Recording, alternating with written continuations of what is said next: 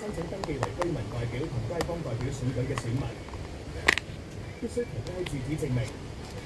合資格人士請踴躍登記。查詢電話1521521。黃埔的富樂遊程券，在回家之開心之際，今晚8點比出台。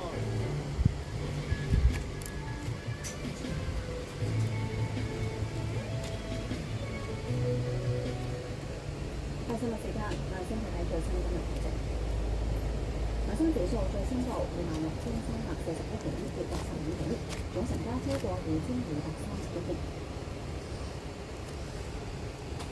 做嘅港股，盈富基金跌6支，騰訊控股跌6個8，南方海力士一隻槓桿產品跌5個8毫多，快手升1個2毫半，中芯國際跌6毫半。